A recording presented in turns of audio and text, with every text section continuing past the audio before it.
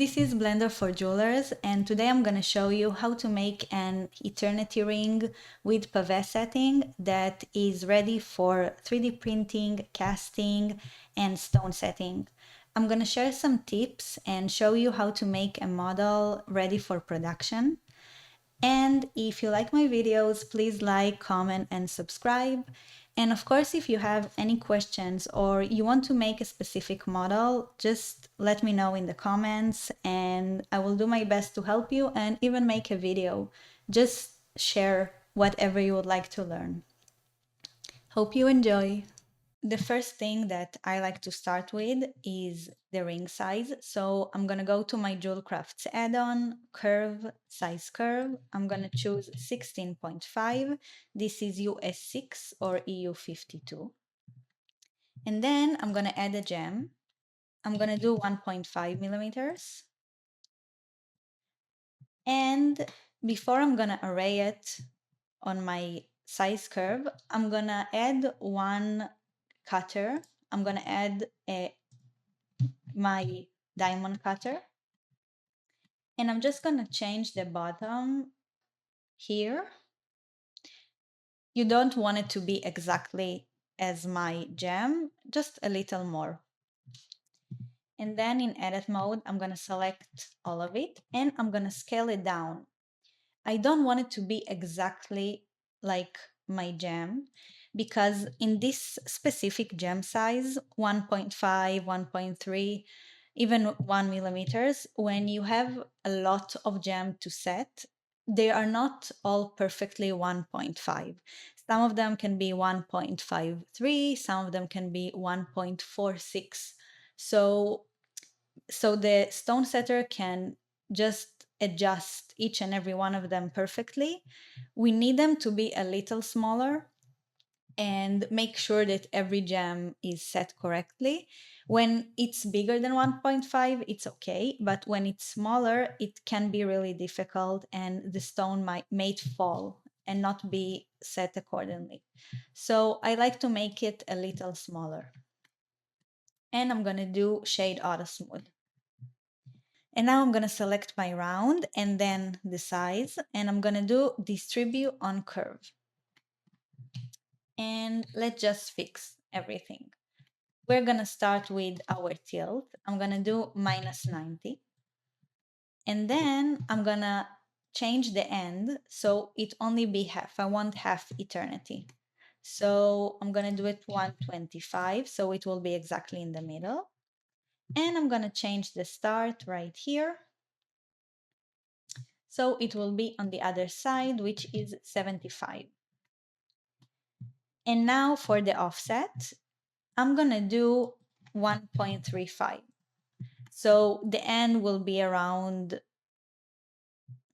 1.5 millimeters. Now for this specific offset, I will not recommend making it less than 1.3 or 1.4. At the end of the day, you need to remember that in casting, everything shrinks a little. Sometimes it shrinks around 10%.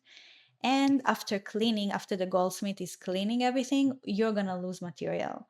So it's always better to make it a little thicker, especially if you want the gem to hold and the ring to last for a long time. So not less than 1.4. And I also like when you see a lot of gold in rings, and this should be enough, especially for that gem for 1.5. And I'm gonna change the quantity, and let's see how much. Maybe like that. It's gonna be around 0.2.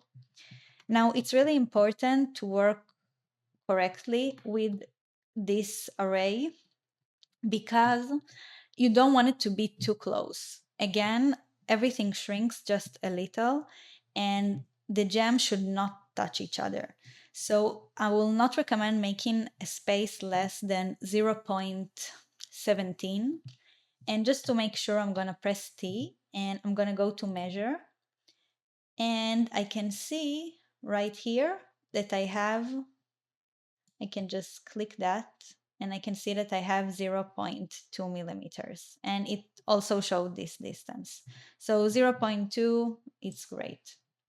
We have all our gem, and let's just organize everything, and I'm gonna make a new collection called gems.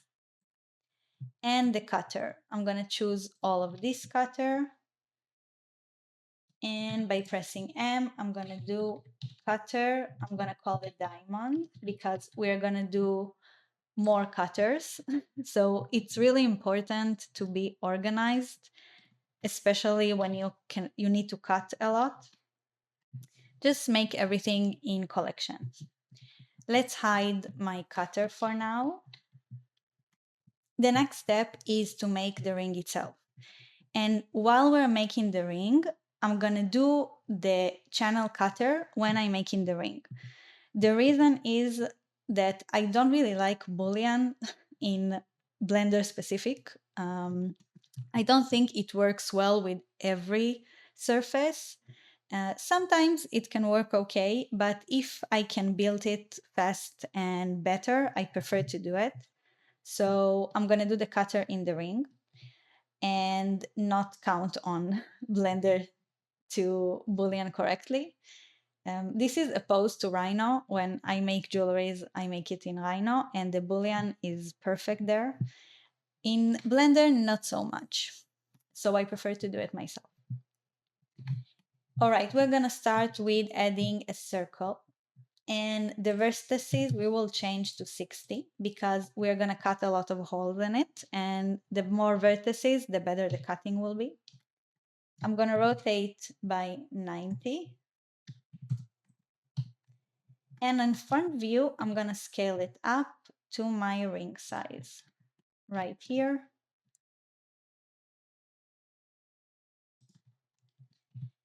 And then again on the right, I'm gonna extrude on the y-axis.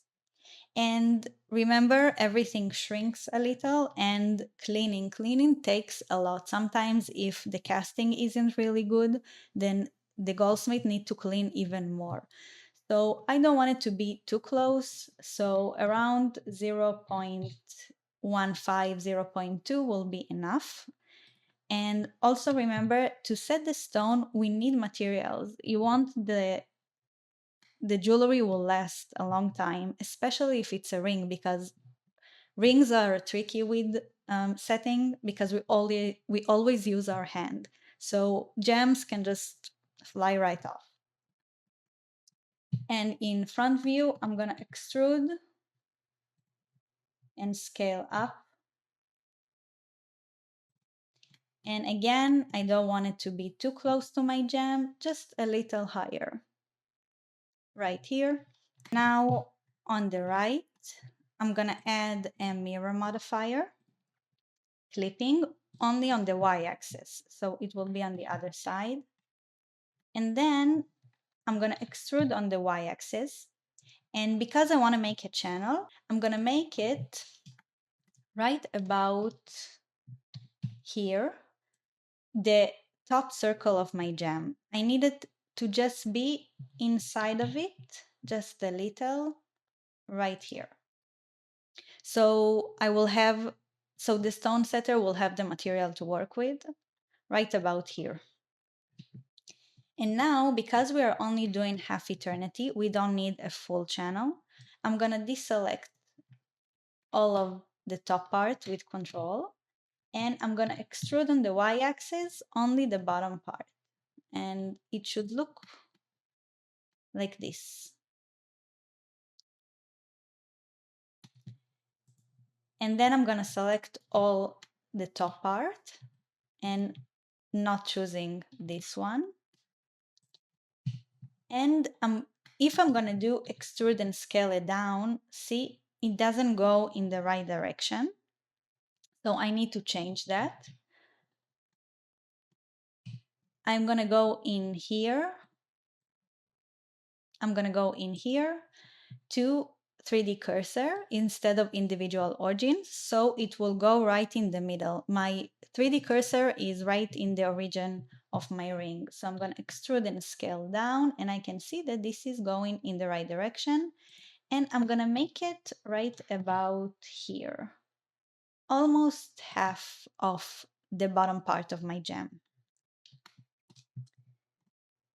Let's hide the gem for now. And I'm gonna extrude on the y-axis so that they will meet. And let's just fill this part with F and this part.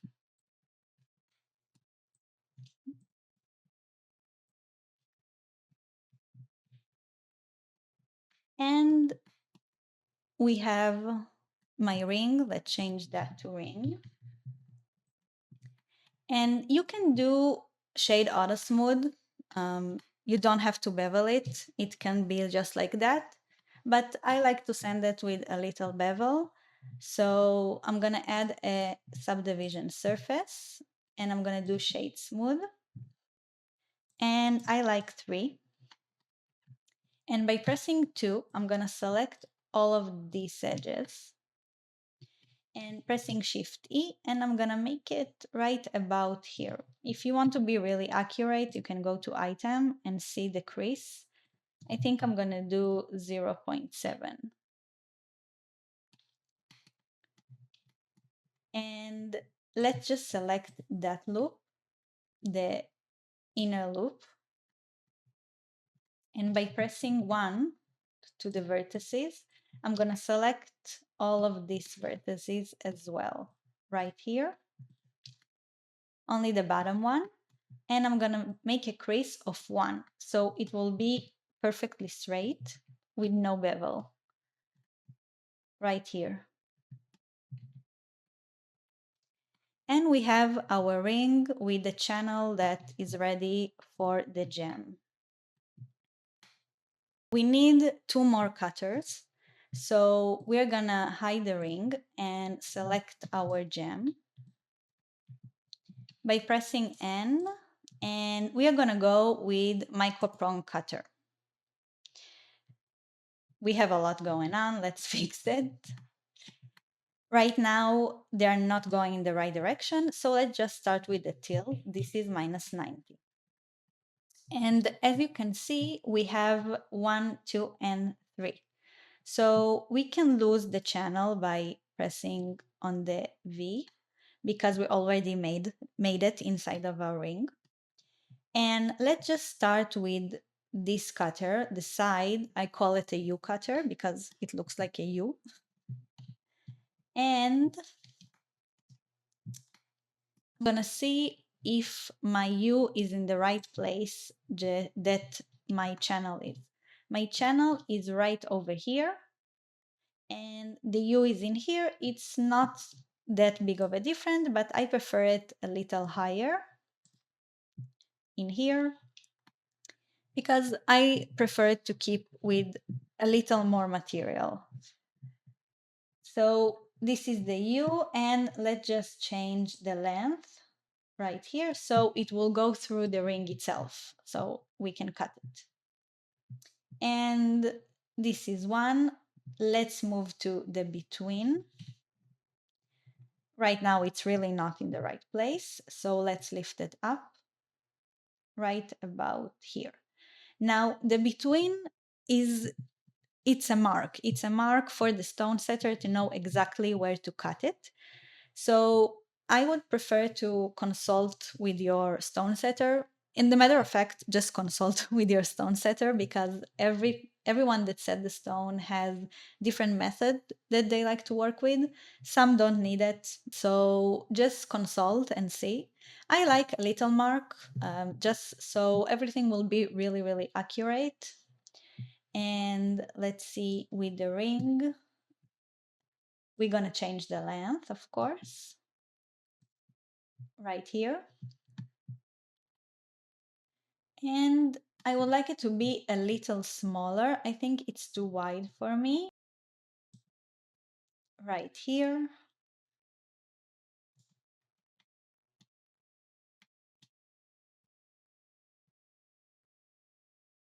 See how it looks. And if you're happy with the result and the cutting, it should be enough. Let's just change one more thing. I would like, by pressing 3, to select those two parts because the cutter is not in the right location as the ring. I think this is too low. So on the front view, I'm just gonna lift it up and I'm gonna make it right inside of my gem itself because I need the in between to cut a mark for the prong to be. So this should be enough. And of course, we are organized. We need to select all of my cutter and I'm gonna make a new collection. I'm gonna call it cutter B for between. And let's just hide this one and select all the U cutter. And make cutter and call it U. Now that we have all the cutter, just start by applying the mirror modifier. And I want to remind that if I'm gonna cut with Shift Control minus numpad, the cutter will disappear. I mean, I cannot change, it's not like a modifier boolean. So if you want to keep the ring just like that, and even before my applying the mirror modifier, I would recommend just maybe duplicate and make it in a different collection or just save a different file right now.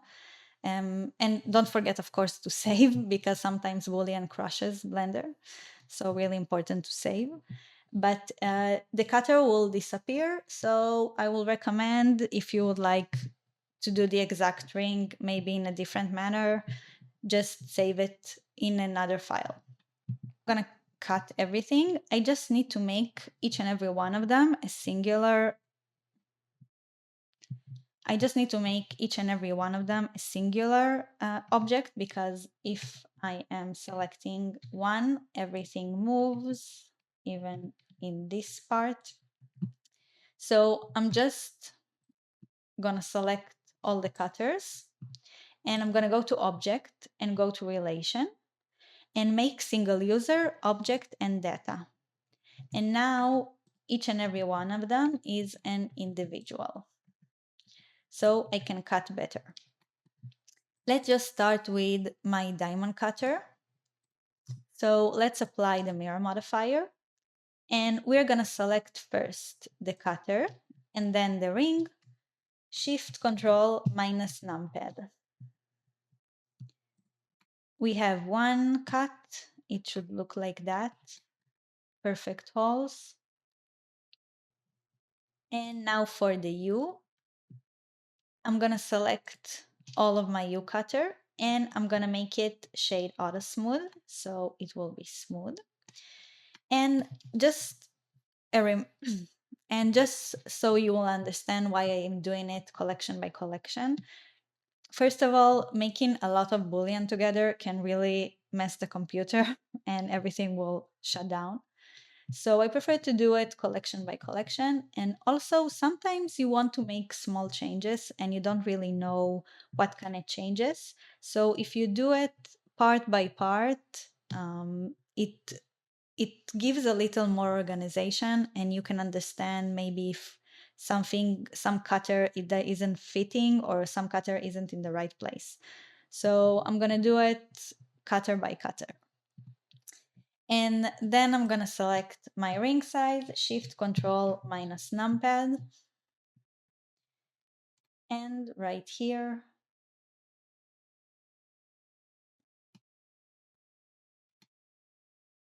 I have my cuts. And the last one, the B,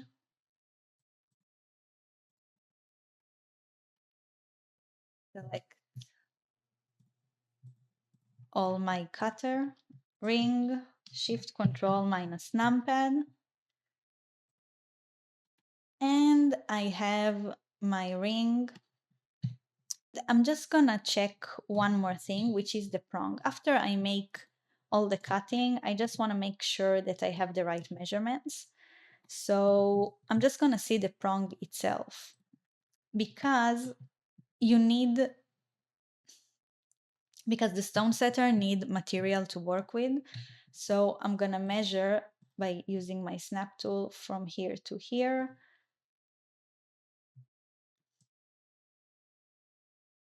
It's around 1 millimeter right here. And of course we cut it in the middle. I will not recommend making it less than 0.8. Less than 0.8, it will be too thin and the stone setter will need to work really hard, or that the gem will just fall off. So no less than 0.8, especially in 1.5 is limited. If it was 1.8 millimeter, 0.8, for my opinion, it will not be enough. You need at least one. At the end of the day, you would like your jam to last, so I would recommend making with more material. And of course, always consult with the stone setter. He knows best. And just ask him how he prefer it to be. And this is how it looks without the gem. And this is our ring ready for production. And I would recommend making trials first in silver before you're making with gold. Just make trials and see how it looks. Sometimes on the computer, everything will look perfect. And then when you print it and you just put it on, you see that something is missing or you want it in a different way. So make trial first and consult with your stone setter. This is really important. For me, by making jewelry for production, the most important thing is my workflow and the goldsmith and the stone setter workflow. At the end of the day, we wanted to make the production time as faster as possible. And if you're consulting with the stone setter, the time that it will set the stone will be easier. And of course, by making more and trying more and make more experimenting, you will work a lot faster. And if you have any questions, I would love to help you. Just reach out and I will do my best to help. And I will see you in the next video.